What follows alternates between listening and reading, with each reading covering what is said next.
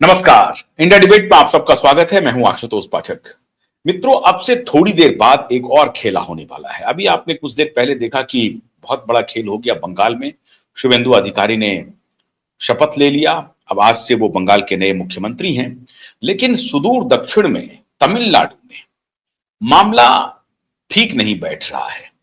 कभी वो लेटर लेकर के पहुंचते हैं कि मेरे पास 120 विधायकों की सूची है, और जब आर्लेकर साहब कहते हैं कि ठीक है दीजिए, कहां पर है लेटर, तो फिर वो कहते हैं कि साहब ये तो 116 ही है।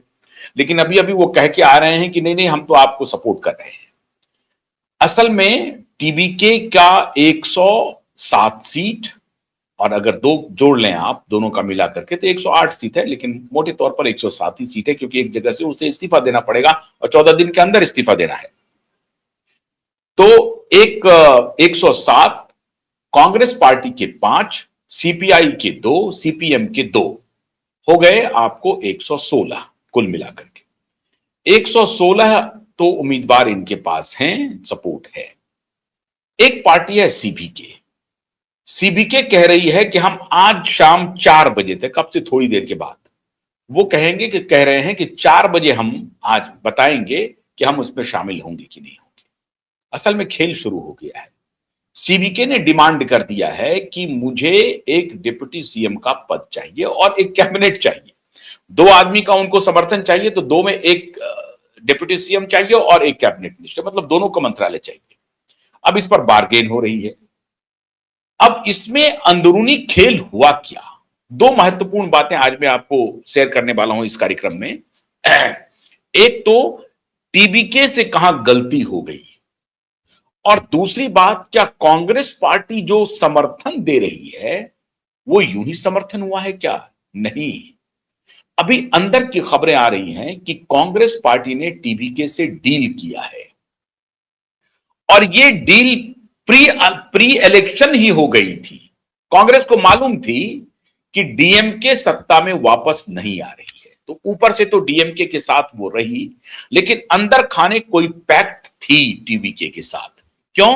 क्योंकि जैसे ही रिजल्ट आया, विजय के पिताजी ने कहा कि हमें कांग्रेस को हमें समर्थन देना चाहिए। ये सबसे पहले उन्होंने कह दिया कि हमें कांग्रेस का समर्थन मिलेगा, मतलब उन्होंने बॉल इनके कोर्ट में डाल दिया। ये कैसे डाल दिया? आइडियोलॉजिकली वो करीब हैं, ये बात मैं मान सकता हूं, लेकिन खाली इस बात इसके ऊपर मैंने एक कार्यक्रम भी किया था। क्या सिर्फ इस बात के लिए हुई है? सिर्फ यही बात थी जिसकी वजह से विजय के पिता ने कहा कि कांग्रेस पार्टी को समर्थन देना चाहिए? ऐसी बात नहीं है, बात कुछ और है। कह रहे हैं कि डील ये हुई है कांग्रेस पार्टी और टीबीके के बीच में कि हम सरकार में शामिल होंगे, हम सरकार को बाहर से समर्थन नहीं करेंगे, हम सरकार में शामिल होंगे। 2-3 मंत्री पद चाहिए उनको, 5 लोगों का समर्थन है जिसमें 2-3 मंत्री पद चाहिए, और एक राज्यसभा सीट पर भी बात बन रही है। एक राज्यसभा सीट अगर टीबीके दे दे, क्योंकि उनके पास एमएलए की संख्या बहुत है, तो राज्यसभा सीट वो एक क्या 2-2 दे सकते हैं। तो एक राज्यसभा सीट की डिमांड हुई है कांग्रेस पार्टी की तरफ से, और कैबिनेट में 2 मंत्री पद भी चाहिए। इसकी डील हुई है कांग्रेस पार्टी और टीबीके के बीच में। उधर सीपीआई और सीपीएम दोनों ने कहा है कि हम सरकार में शामिल नहीं होंगे, हम बाहर से समर्थन कर रहे हैं, और वो एक प्रकार से सॉलिड समर्थन करना चाहते हैं टीबीके को। क्यों? क्योंकि वो एआईएडीएमके को रोकना चाहते हैं और बीजेपी को रोकना चाहते हैं। एआईएडीएमके के साथ बीजेपी का अलायंस है, लेकिन बीजेपी को फूटी आंख ना तो एआईएडीएमके सुहाती है ना ही डीएमके सुहाती है, क्योंकि दोनों पार्टी मोटे तौर पर द्रविडियन पॉलिटिक्स ही करती रही है, और द्रविडियन पॉलिटिक्स के साथ साथ करप्शन का ये दोनों पार्टी गंगोत्री है।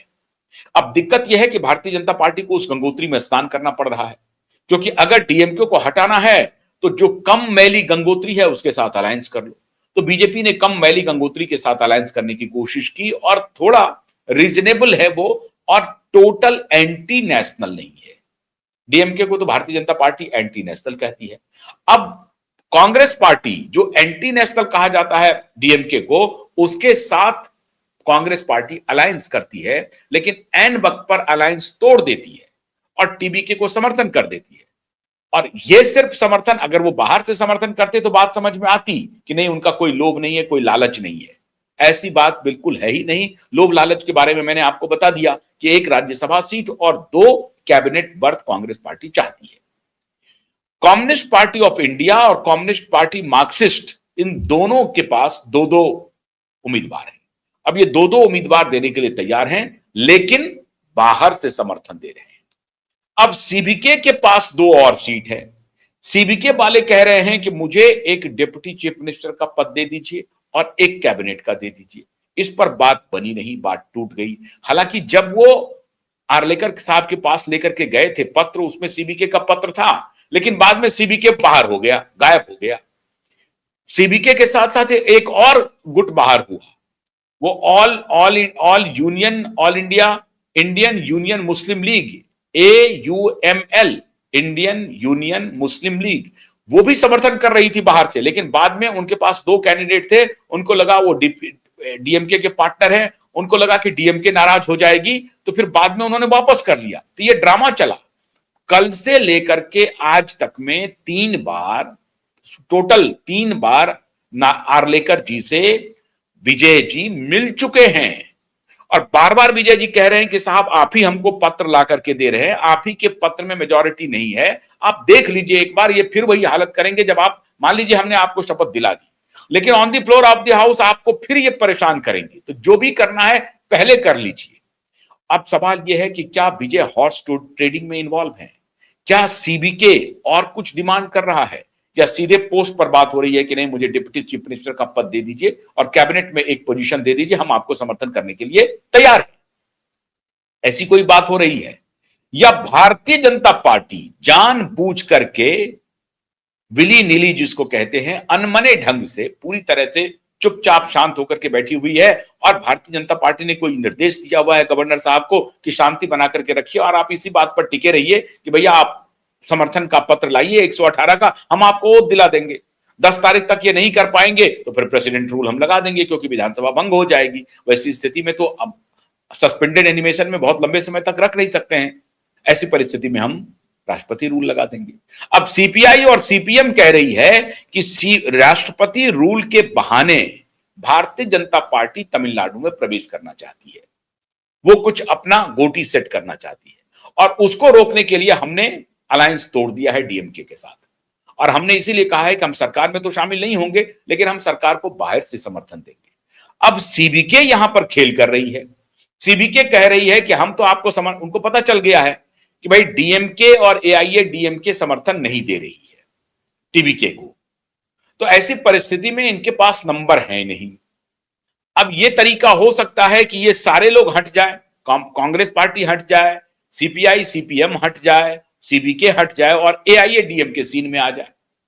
अब एआईएडीएमके अगर सीन में आती है तो भारतीय जनता पार्टी तो कहेगी एआईएडीएमके की सरकार में शामिल हो जाइए आप। अब टीबीके के लिए मजबूरी यह है कि क्या वो एआईएडीएमके के साथ सरकार में शामिल हो। अब जिनके खिलाफ वो चुनाव लड़ के आए हैं, क्योंकि ये जो 2 बड़ी पार्टियां हैं ये पिछले 60 साल से अदल बदल करते हुए सरकार में रही है, सत्ता में रही है। इन दोनों के खिलाफ चुनाव लड़ करके आए हैं टीबीके, और टीबीके को मालूम है, विजय को मालूम है कि अगर इन दोनों के साथ हमने अलायंस किया तो मतलब प्रथम मक्षिका पाता ही हो गया कि पहले ही भोजन में ऊपर से गिर गया कुछ, तो ये स्थिति हो जाएगी। ऐसी परिस्थिति में विजय ये रिस्क लेना नहीं चाहते हैं। उनको लग रहा है कि अगर हमको मेजॉरिटी मार्क पूरा नहीं होता है तो हम एक बार फिर से दोबारा इलेक्शन में चले जाएंगे, और अभी हमको 107 आया है, 10 सीट पर ताकत लगा देंगे तो हो सकता है 118 हम क्रॉस कर जाए, लेकिन ये जरूरी